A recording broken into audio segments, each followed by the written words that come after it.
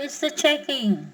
Check the solution obtained against the equation 2x squared plus 7x minus 9 equals 0.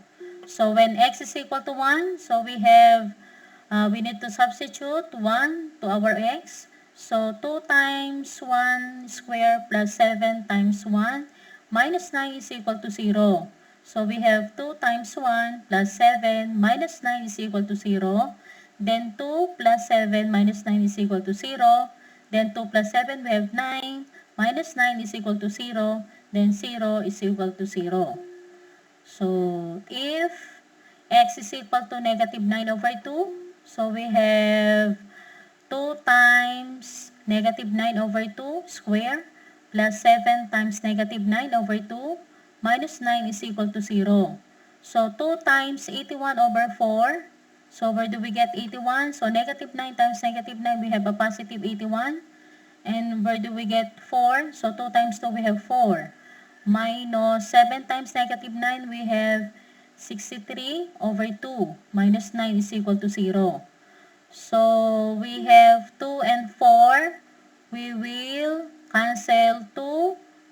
So it will become 81 over 2 minus 63 over 2 minus 9 is equal to 0.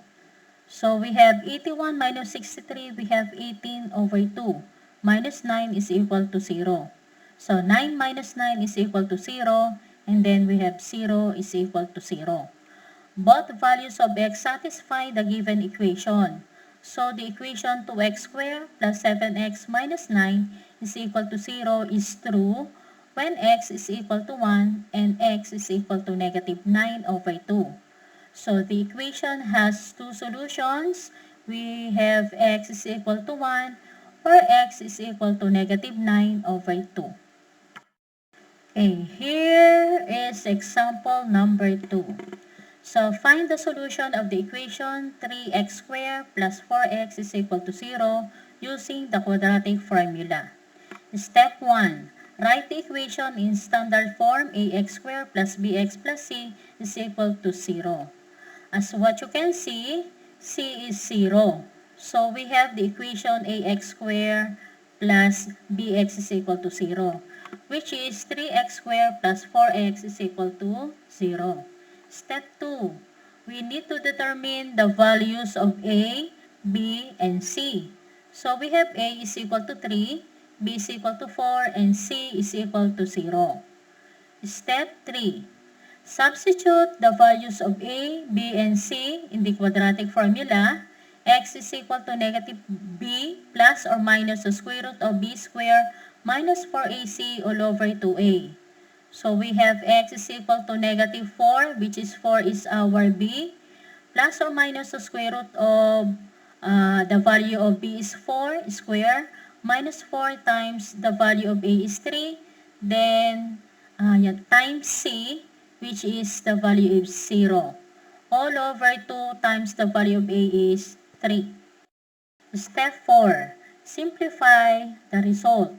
So x is equal to negative 4 plus or minus the square root of 4 square minus 4 times 3 times 0 all over 2 times 3 become x is equal to negative 4 plus or minus the square root of 16 minus 0 all over 6.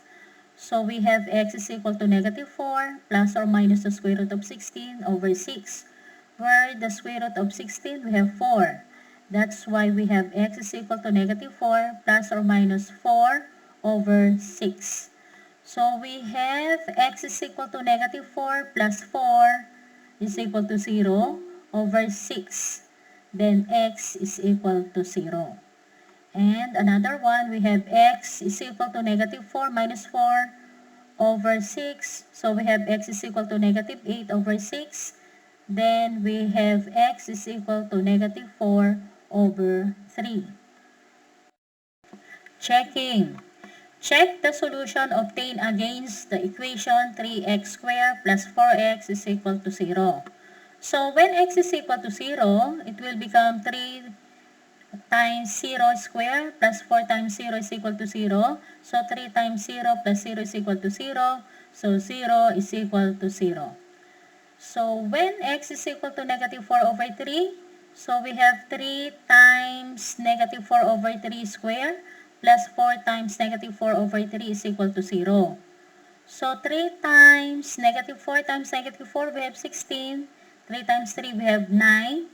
Minus 16 over 3 equals 0. So again, 3 and 9, we will cancel out 3. So it will become 1 and 3. So we have 16 over 3 minus 16 over 3 equals 0. So 0 equals 0. Both values of x satisfy the given equation.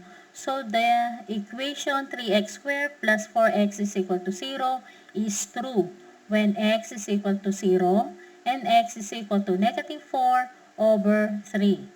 The equation has two solutions, x is equal to 1 or x is equal to negative 9 over 2. Thank you for listening. God bless.